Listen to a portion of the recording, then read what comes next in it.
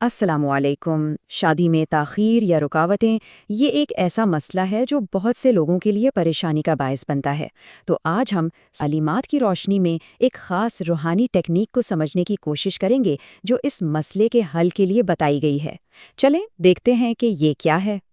اکثر ایسا ہوتا ہے نا کہ شادی کے معاملات میں عجیب سی رکاوٹیں آنے لگتی ہیں، خاص طور پر تب جب بات تقریباً پکی ہو جائے اور پھر اچانک کسی نہ کسی وجہ سے ٹوٹ جائے۔ یہ ایک بہت عام تجربہ ہے اور آج ہم اسی کے روحانی پہلو پر بات کرنے والے ہیں۔ تو یہ رکاوٹیں آخر ہوتی کیسی ہیں؟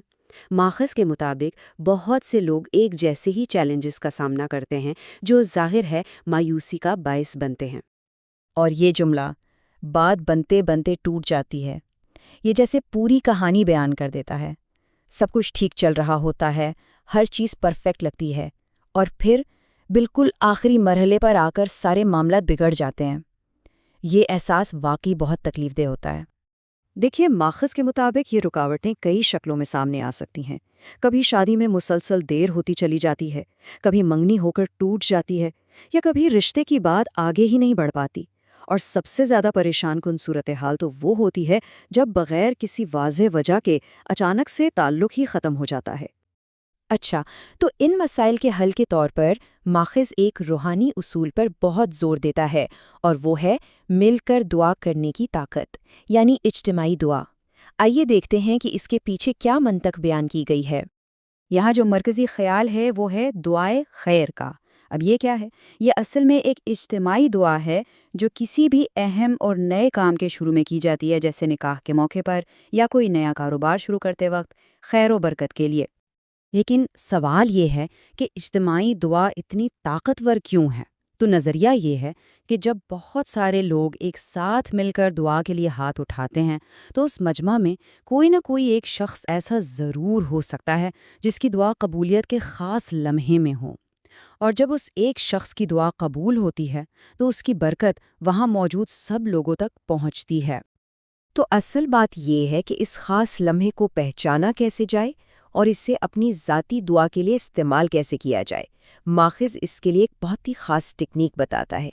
ماخذ کے مطابق وہ سب سے قیمتی اور خاص موقع نکاح یا منگنی کی تقریب میں ہونے والی دعا کا وقت ہے۔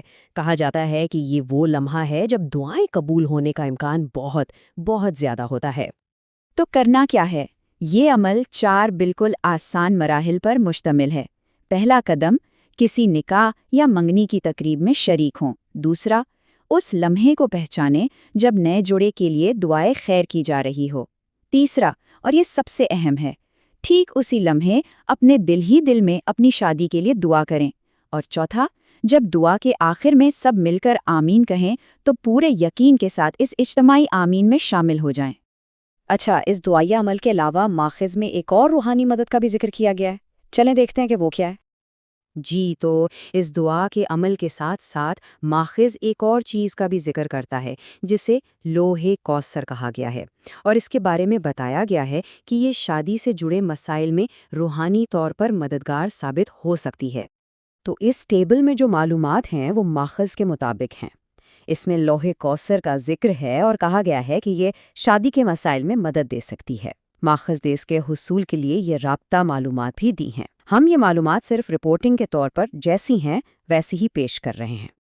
تو اس ساری گفتگو کو سمیٹتے ہوئے سب سے اہم سبق کیا ہے جو اس روحانی رہنمائی سے ہمیں ملتا ہے؟ یعنی اس پوری وضاحت کا نچوڑ کیا ہے؟ وہ کون سی ایک بات ہے جسے ہمیں خاص طور پر سمجھنا اور یاد رکھنا ہے؟ اور وہ مرکزی پیغام یہ ہے کہ اجتماعی دعا کے لمحات بہت قیمتی ہوتے ہیں۔ ان خاص موقعوں کو پہچاننا اور ان میں اپنی ذاتی حاجات اور امیدوں کے لیے دعا کرنا ایک بہت طاقتور روحانی عمل ہو سکتا ہے۔ اب سوال یہ پیدا ہوتا ہے کہ کیا ہم اپنی زندگی میں ایسے قیمتی لمحات کو پہچانتے بھی ہیں اور کیا ہم ان سے فائدہ اٹھاتے ہیں؟